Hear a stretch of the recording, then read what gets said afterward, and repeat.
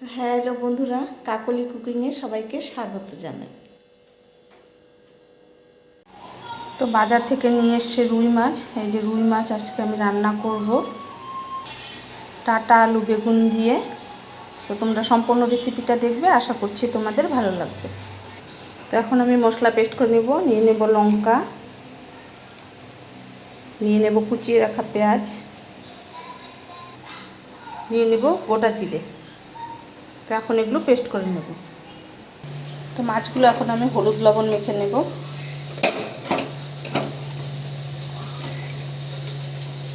বেশ বড় বড় পিসগুলো।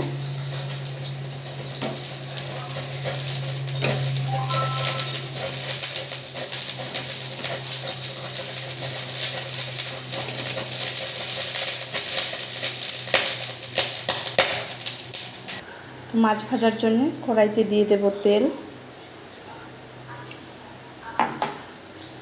তো তেল গরম হয়ে গেছে, এবারে মাছগুলো ভেজে নেব।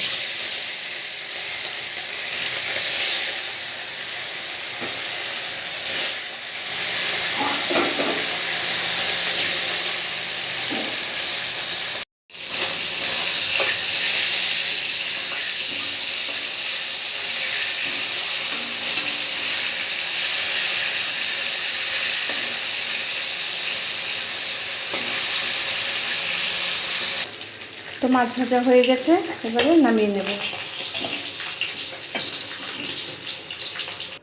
মাছ ভাজা তেলে দিয়ে দেব গোটা জিরে ফোড়ন, দিয়ে দেব কুচিয়ে রাখা পেঁয়াজ।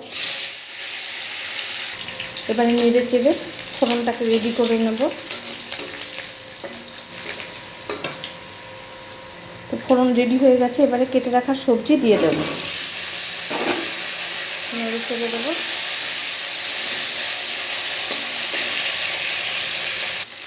দিয়ে দেবো হলুদ গুঁড়ো, দিয়ে দেবো স্বাদ মতো নুন। এবারে নেড়ে চেড়ে সবজিগুলোকে ভালো করে ভেজে নেব।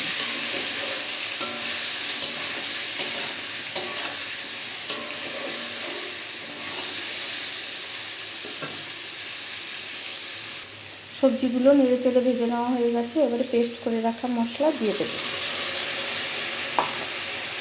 দিয়ে ভালো করে কষিয়ে নেব।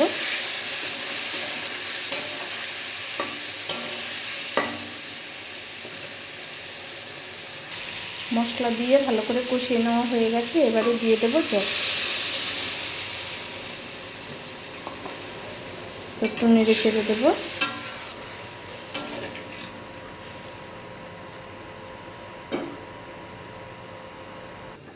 ঝোল প্রায় হয়ে এসেছে, এবারে ভেজে রাখা মাছগুলো দিয়ে দেবো।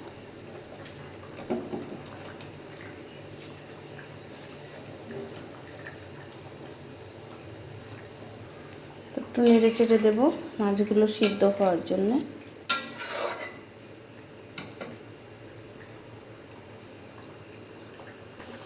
তো এই যে রুই মাছের ঝোল রেডি, আলু বেগুন ডাঁটা দিয়ে।